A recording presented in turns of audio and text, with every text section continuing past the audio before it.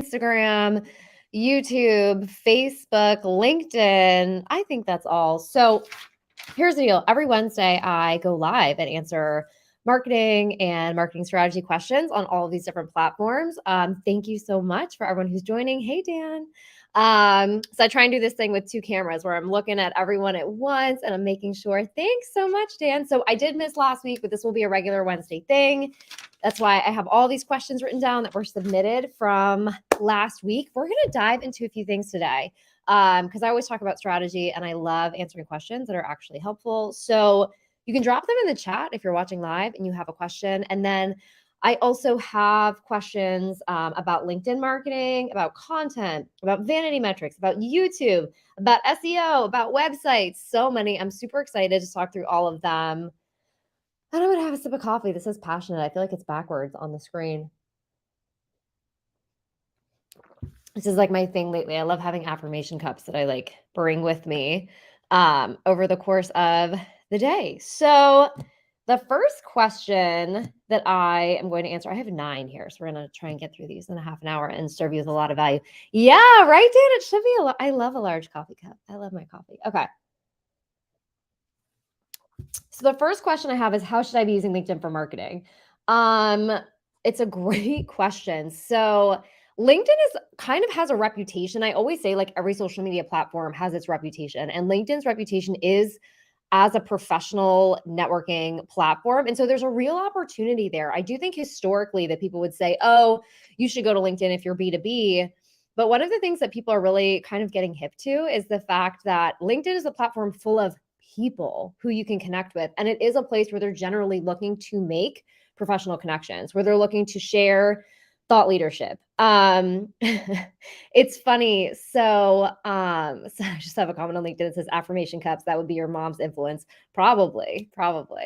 I was actually showing my team, I wrote an article like a decade ago about how to write LinkedIn messages that actually get read, that actually went on Forbes and so on and so forth. But the point of it was honestly to help people correct the things that they get wrong in using LinkedIn for marketing. So what a lot of people think is, oh, it's a professional platform, it's B2B. What I'm going to do is I'm going to pitch.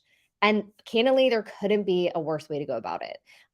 So one of the things that I wrote in that article that I really stand by is that you want to genuinely connect with people. So first of all, if there's someone who you think, I want this person to be my client, I want this person to be my investor, I want this person to, partner across my business, I want to connect with this person. If you have something in mind for who that ideal person is, right? What you should be doing is looking for that kind of person on LinkedIn and engaging with them and their content and getting to know them. I always say online is real life, right?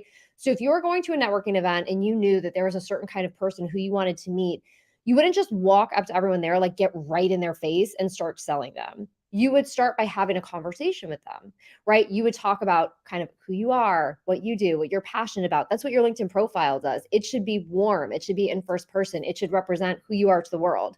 And then you would get to know them, right? Which is the equivalent of reading their posts, engaging with them, seeing what they care about.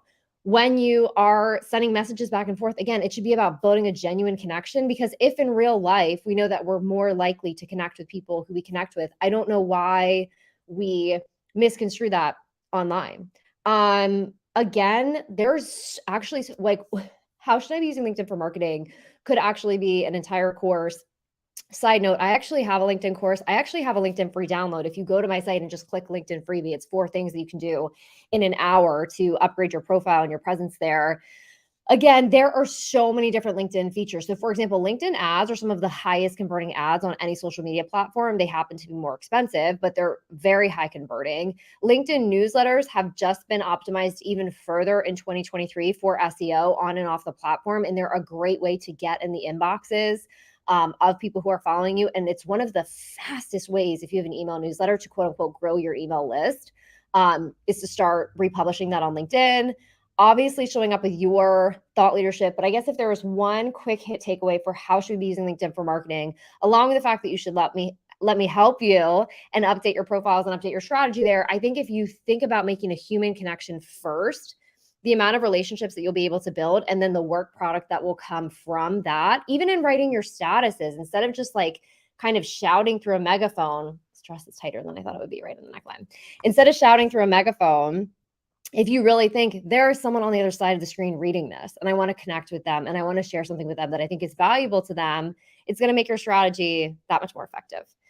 Okay. What kind of content is best for redistribution? I mean, good content, right? So here's the thing. When we think about content redistribution, there are a few things we want to keep in mind. There's obviously that model where you have like your one big rock document, this, whether it's a book or it's an entire podcast episode or it's an entire live, and then you transcribe it and then you can pull from it, right? You can also make it your blog. You can take quotes and you can make quote posts. There are all different kinds of ways that you can redistribute it. But if I was going to think about the content that I was redistributing, I would think about a few things. First of all of the content that you put out on social media and in the world should be tied back to some goal that you have. It should be because you want your audience, you want people to know that you're an expert in this. You want them to know that they can ask you questions. You want them to know that you can help them with this. You want to add value to them. So anything that you want to redistribute, I know this seems obvious, but it should be something that you feel like is reflective of your expertise and of what you share with the world. That's absolutely going to make a difference. Are vanity metrics actually vain? I like the fact these questions are kind of going all over the place. That actually calls for a coffee break. I hope if you're watching, you're having a cup of coffee with me.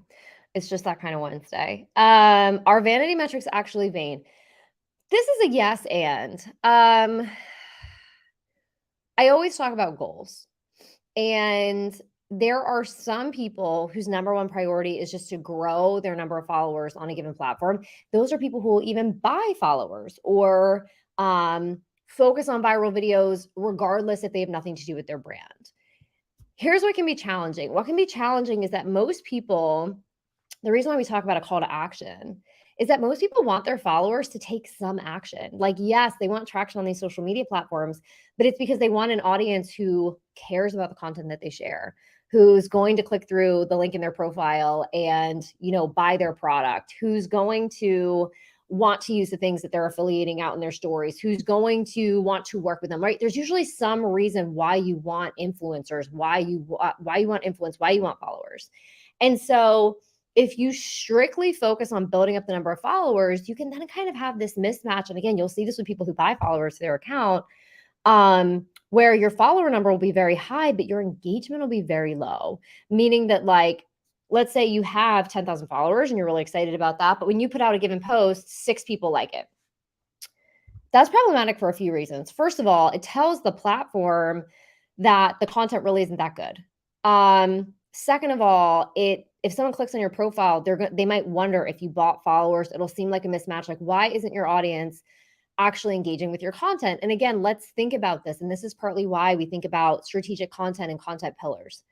Let's say that you are a business coach, but you've noticed that every time that you post a really cute photo of your kids or your dog or your dinner, it does significantly better than anything else. So you just do that for a while to get lots of people following you in your feed.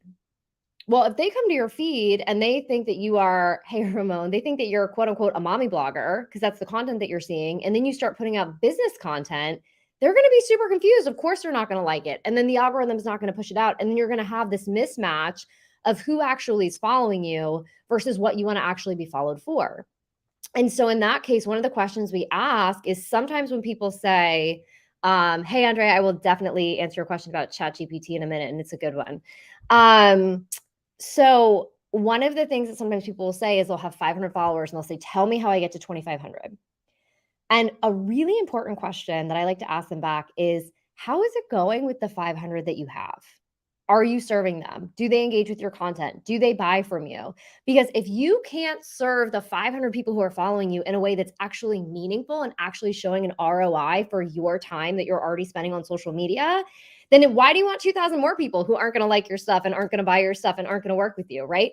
We need to kind of adjust and really think about what the goal is. So sometimes your goal might be to figure out how to engage with your audience in a meaningful way so that they really feel value from the content you're creating.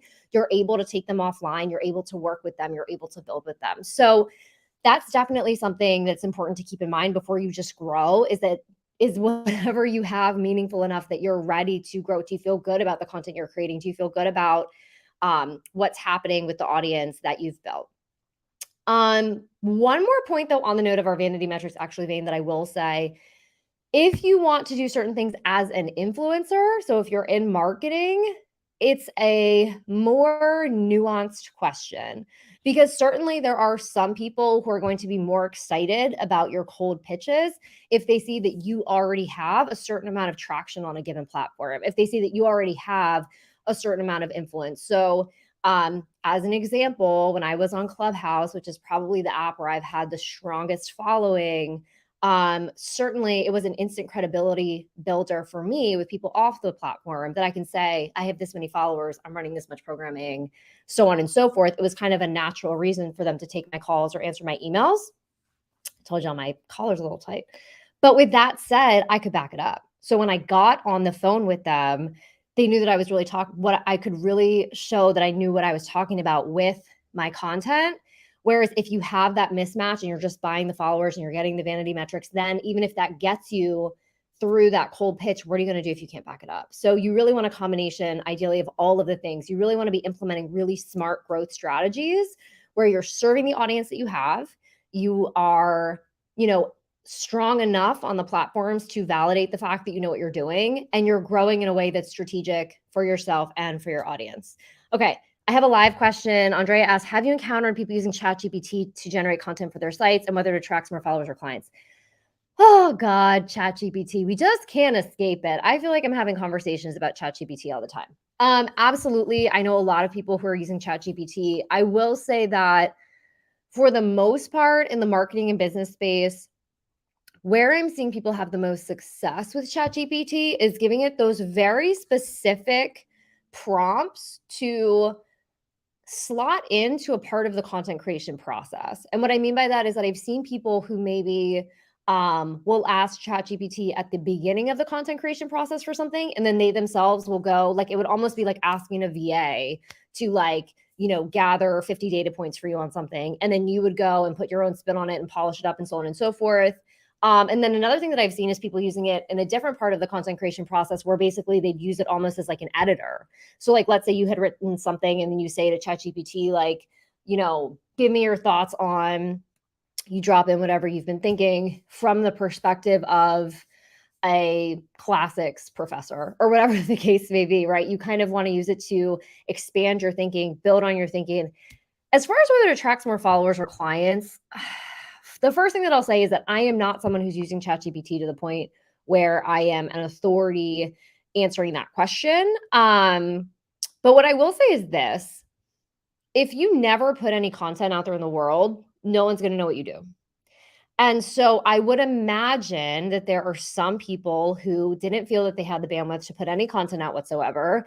Now they're using ChatGPT and they have some content, and it's helping them grow their follower base. Hey, Ruben, I would love to hear what you think of ChatGPT sometime. I just got a question on it on Facebook. So, I mean, here's the thing. If you really want to attract more followers and clients, I would honestly just say to work with me, and I'll come up with a great content creation strategy for you, better than ChatGPT. But are there ways that it can slot in? There absolutely are. Okay. Speaking of working with me, I swear this is the next question on the list, y'all. The next question is, do you help with YouTube? And the answer is yes. We actually just launched a package called YouTube Explosion. So both of my VPs did a deep dive into YouTube last year. And of course, you use ChatGPT, Ruben.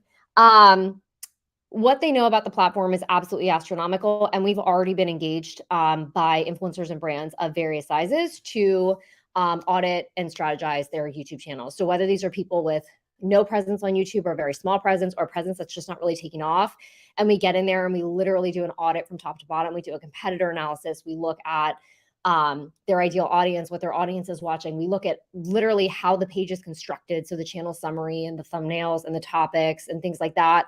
And then we come up with a strategy with what they should do for growth. Again, that looks different if someone's growing from 0 to 100, 100 to 500, 500 to 2,000, 2,000 to 10,000, 10,000 to 20,000. If they're growing in the hundreds of thousands, it's going to vary based on how much traction you already have on the platform. But as I said, that's a package that we have. And that's something that we really enjoy advising on, and that we are, as we speak. I mean, I've literally signed 2 people for YouTube this week. It's something we're building out. We're really excited about. We really enjoy it. And I mean, I can say just for myself, even I already have a new YouTube strategy that I can't wait to deploy. So yes, that's absolutely something we can help with and that we really believe in. Okay. YouTube. All the rest of the questions are about YouTube except for these two. Okay. Where do I even start to make a social media strategy? It's a good question. You always have to start with your goal. I say this all the time, and I actually did a reel on this where the question was like, how can I know if my marketing strategy is successful? You have to know what your goal is. And it kind of goes back to what I was saying before about vanity metrics. Let's say you make 3 reels and they all go viral and you get 10,000 new followers. Was that successful? Well, it was if you wanted to go viral and get 10,000 new followers, but if really all you wanted was for 3 people to visit your Etsy store and make a purchase and nobody did, then it wasn't successful. And then coming out with a strategy that would have reached less people, but they would have been in your exact niche, exactly where you wanted them to be in the customer journey, and they actually would have engaged with you and they actually would have bought something, would have been more valuable. So where do I even start to make social media strategy? You start with your goal. And there's kind of like a few different key buckets, and then you look at the way that they all operate on separate planes and intersect. And I know that that might sound really complicated. That's at least how it works out in my brain, right? So you have your goal, you have your audience, you have your brand and your brand values and your differentiators. Hey, Lilybet. And you kind of, I know lots of times I'll compare like things to making a cake or making a garment or something like that, but it's because you're pulling these different threads or you're pulling these different ingredients all into that's how you make a successful social media strategy. So you see what kind of content do you enjoy creating? What kind of content is trending on the platform? What is your audience looking for? How do you like to serve them?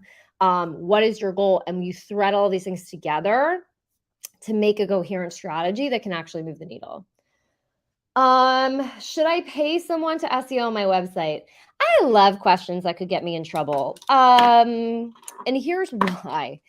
I have worked with several clients who've been working with an SEO firm before they come to me, and I put SEO firms in quotes because some SEO firms are great. But I've also seen some that do not get the traction that people are looking for and expecting when they engage them. As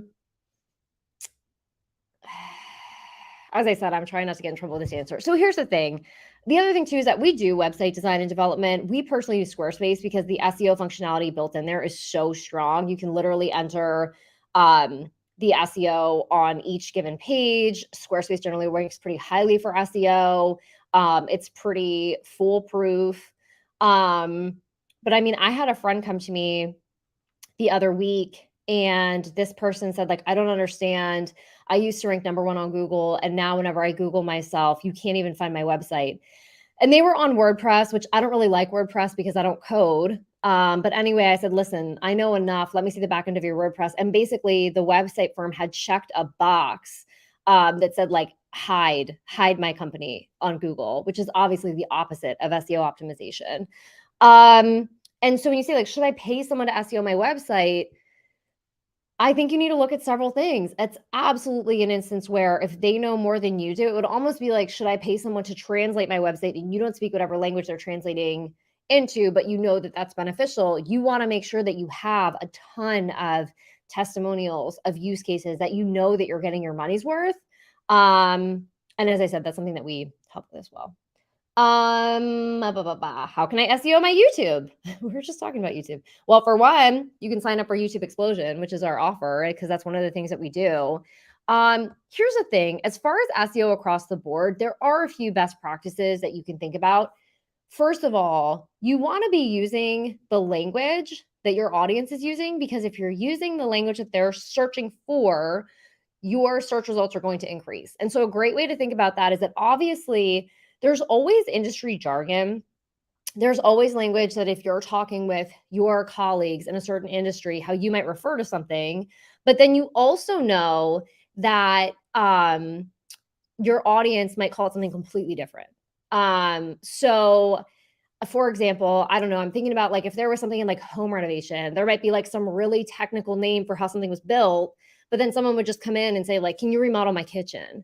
Well, remodeling my kitchen is going to rank so much higher in Google search results and on all of these search engines than whatever maybe a technical term for a kitchen rebuild and remodel and whatever else might be, because I don't know to type that in. I literally don't know the technical term for remodeling my kitchen.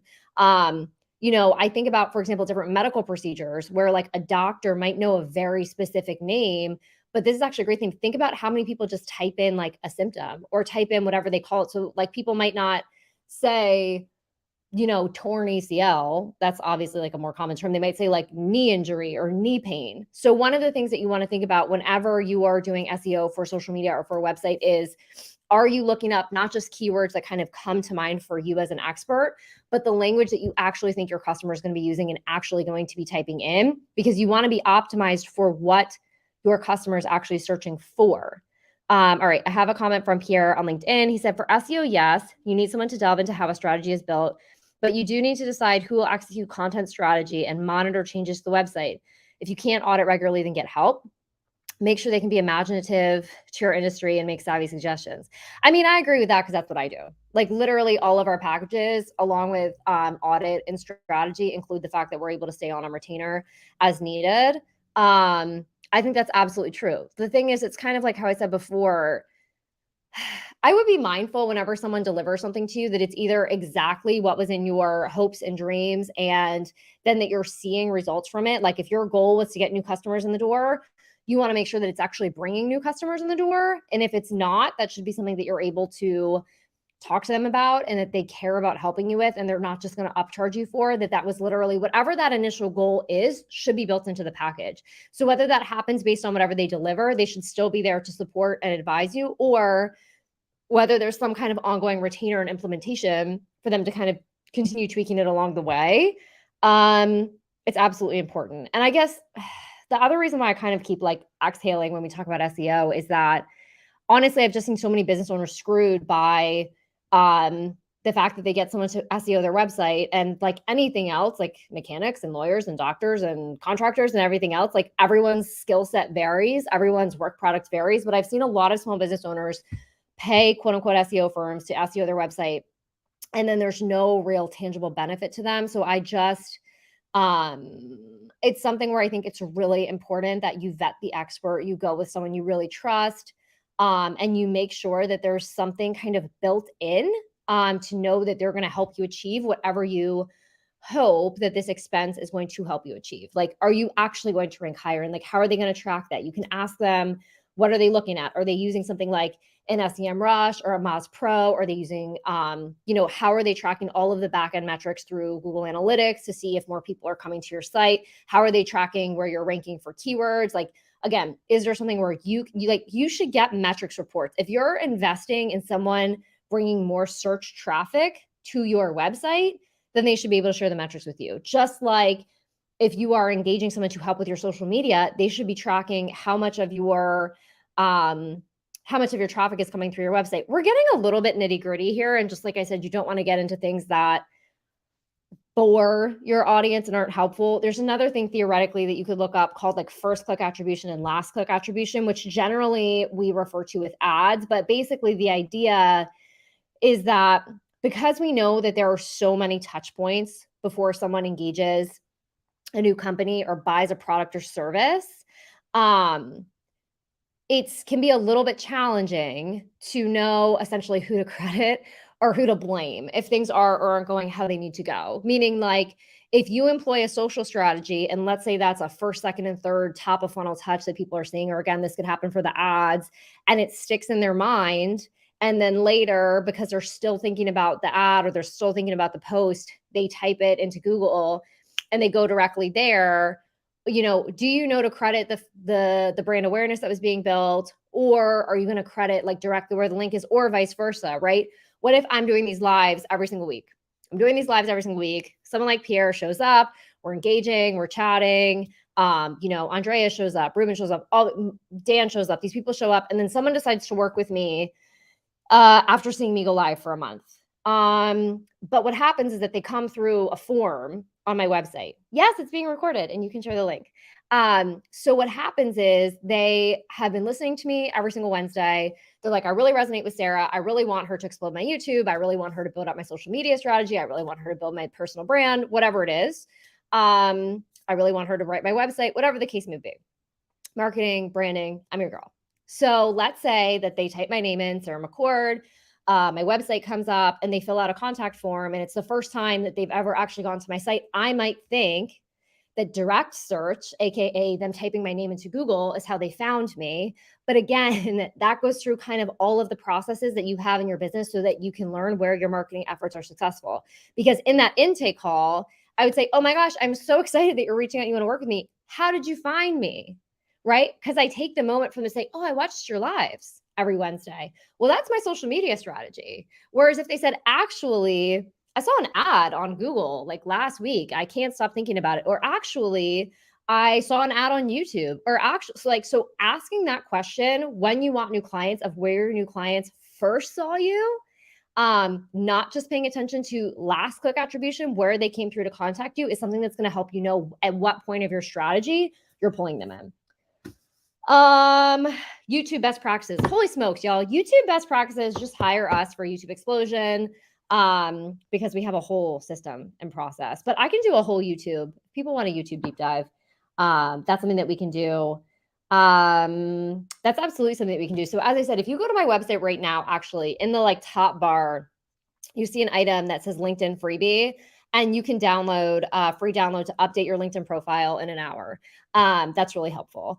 And that'll do a couple things. It'll put you on my email list. So you'll get content from me regularly, once a week. But the other thing is, if you're watching this live, or if you're watching this in the recording, if you want us to do like a YouTube freebie with some YouTube best practices, because I said that's the majority of the questions that I got 2 weeks ago.